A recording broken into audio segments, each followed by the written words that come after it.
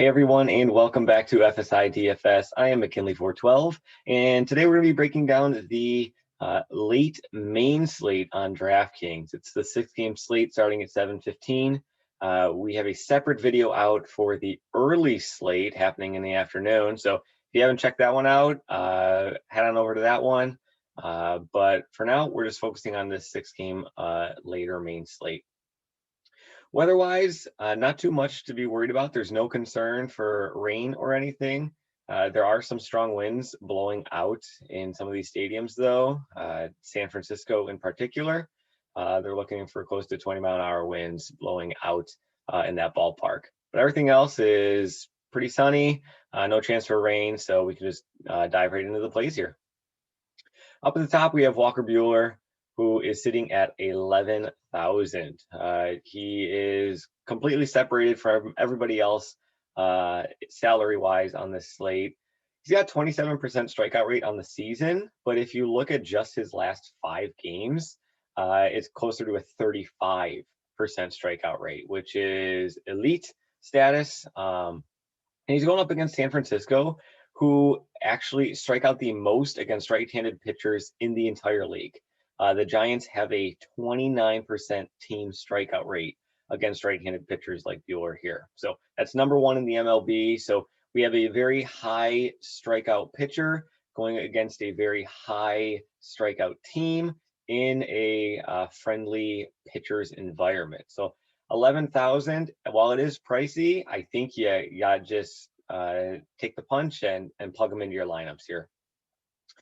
Below Buehler, we have Robbie Ray. Now, Robbie Ray, he's similar to Buehler in that his strikeouts were not as abundant early on in the season. So his season total strikeout rate is only at 29%.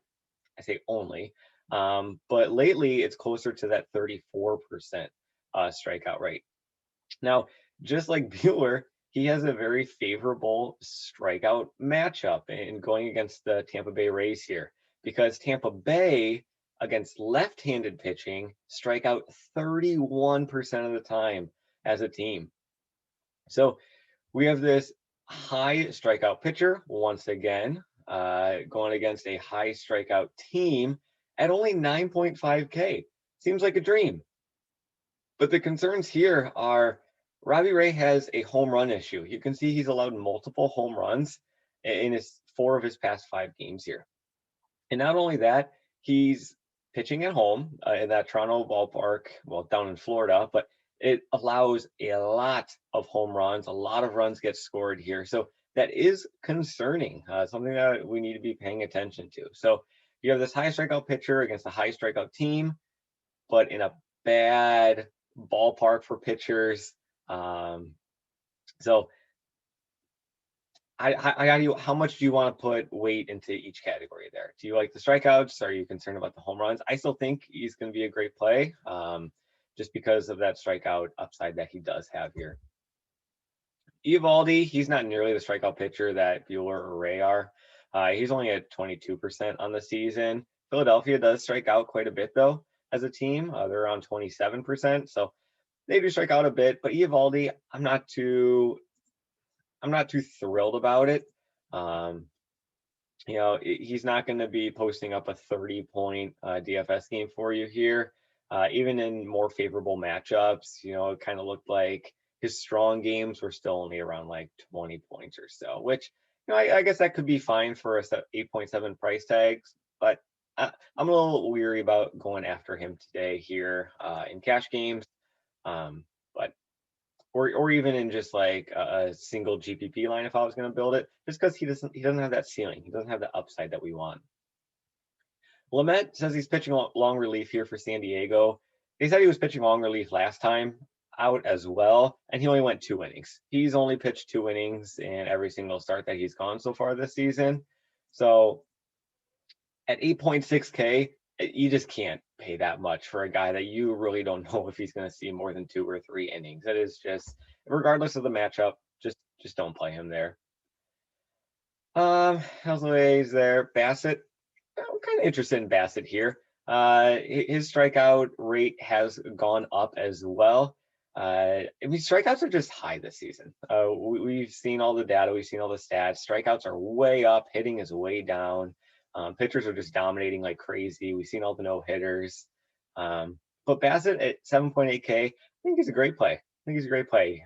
Going up against the Angels, you know, the offense hasn't been as potent as we were expecting or as it has been in the past here. So they've kind of fallen down to like the middle of the table in a run producing offense. But Bassitt, we know his ceiling, his upside there with the amount of strikeouts that he can have. He can be a double-digit strikeout pitcher.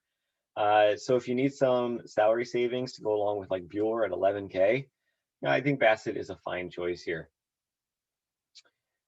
On the other side of that game, it says Bundy here on Draftkings, but on MLB.com, it gives Patrick Sandoval, who is at 5'8". I don't have any interest in him either. I'm not really too interested in Bundy. Everybody else is, I'm not too interested in. MIKOLAS for St. Louis, he hasn't pitched in the majors since 2019. He's been battling injuries last season. And then this season, he's been rehabbing as well. But he has been pitching down in the minors, down in AAA, which I guess he has been doing pretty well. So it says he pitched 80 innings in his last rehab start. So they think that he might be able to go 5-6 innings here. But again, how much can we trust here? His first MLB start in 2 years. Is he really going to be able to give us 5-6 innings? At 6.9K, no, I think he's okay if you want to put him on your radar. He's not a strikeout pitcher. Don't expect anything big from him. He's probably a below 20% strikeout pitcher in his career. So don't get too excited about that. Weather's at 6.7, pitching off. Last time he was a PO, he went 4 innings. So 6-7 again. You know, pitching's not too exciting on this slate here. There's not too much to write home about, get excited about. So BUEHLER is clearly your top option at 11K. And Robbie Ray, I think he's going to be the number 2. Even with that home run scare, the amount of home runs that he allows in that small ballpark, I think just his pitching form recently with the strikeouts that he's been throwing, and Tampa Bay, how much they strike out against left-handed pitching, I think he's a number 2 option. And then I'd probably drop down to like Bassitt as like a number 3 option here for safety. Turning towards the bats, you know, Boston's going to be popular. There's one of the best offenses in the entire league. Going up against Howard here. You could just look up his stats, his game log. He's not a good pitcher. So Boston should not have any issue putting up the runs there. Tampa Bay, Toronto, this game here. Again, I think this is going to be a high-scoring game, but favoring the Toronto bats. You know, I think Tampa Bay, if you want to throw them in like a GPP, go for it. You know, I think that, again, with Ray's home run issues and at hard contact, I think Tampa Bay could get to him. It is a small ballpark. So Tampa Bay, you could definitely look to them towards the GPP, but I think those Toronto bats are great as well. What I'm looking at here, and I think, again, you know, with a small slate like this, everybody's going to have ownership, but the Dodgers going up against San Fran here. So it's a tough hitter's ballpark in San Francisco, but we have 20-mile-an-hour winds blowing out. San Francisco starter, DK has a Kazmir. Yeah, that Kazmir, who we haven't seen in the pros since like 2016 or 17. They have him here as a pitching opener. But I think it's going to be a bullpen game for San Francisco. And if we look at the San Francisco bullpen stats here, I pulled them up on Fangraphs. Check them out. It's awesome. The San Francisco bullpen, the relievers, second highest fly ball rate in the entire league. Okay, so 40.5%, second highest in the entire league for fly ball rate. I mentioned earlier when talking about the weather, they're expecting 20-mile-an-hour winds, if not greater, blowing out today at the park here. So that is going to be great for bats to face off against those fly ball pitchers and just see it launch out of the park there. So I think the Dodgers here are a phenomenal play, just with the talent they have as a team, going up against all those fly ball relief pitchers in a bullpen game for San Francisco here. Their prices have gone down fairly significantly. I think it wasn't too long ago that we had 4 or 5 of these guys close to 5K or up. Now we only have one of them that's higher than 5,000 in Mookie Betts here. So if you plug some of these guys in here, we'll just go Mookie Betts, Turner. Try to see. Well, I mean, Muncie's got power. We'll throw him in as well. We'll just go the top 3 most expensive Dodgers bats here and kind of see where this puts this at roster construction wise. So 3.9 close to 4K for your SP2 and remaining outfielders. It's probably going to be tough to put in Robbie Ray here. Yeah, very tough to get Robbie Ray. But if you bump down to Bassett, 3.2, it's doable, especially if you want to go cheap. Actually, I mean, if you first base, min price today, Albert Pujols. So that could open things up here for those Dodgers bats, and Muncie's second base eligible as well. So there you go. So you could have like Buehler, Bassett, a large Dodgers stack, and still have quite a bit of salary remaining left over for your remaining guys here. If you do want to throw in Buehler and you're not too concerned about the Tampa Bay bats in that small ballpark, and you really like the strikeout upside here for Robbie Ray, you put those guys in, you're still looking at 3.6. So entirely possible that you could do well with that. Let's look at the Boston salaries. They are a little pricey, more pricey than the Dodgers are. I think they're in a similar matchup. I prefer the Dodgers bats today over Boston just because of the wind and the matchup and just all those fly ball pitchers they're going to be facing off against.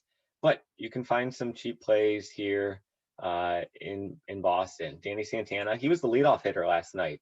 Hit a home run for them. That was his only hit. But he's only 2.4K. Again, first base. There's a lot of value at first base here, apparently today. So you can kind of build around that value. You can pretty much jam in anybody who you want, even if you go with Buehler at 11K, just because the other pitching options, you know, they're not priced up too high here. So if you want to break away from those top 4 teams, I do have slight interest in Oakland, depending on who they're facing off against. Right now, DK has them facing off against Bundy. MLB, the MLB site has them going against Patrick. Oh man, I'm blanking on his name. He's 5.8K though. But either way, I'm not too concerned about what Bundy can do or what. Let me see. Patrick Sandoval. There we go. 5.8. MLB has him in. So either way, I think Oakland can be a nice way to differentiate yourself from the field here. A late start, always going to be pulling lower ownership. So Oakland would be my like large field dart throw stack that you compare with those more popular bats like the Dodgers and that Toronto Tampa Bay game, which should see a lot of runs. So just a reminder, we do have a separate video out for the early slate. So go ahead and check that one out.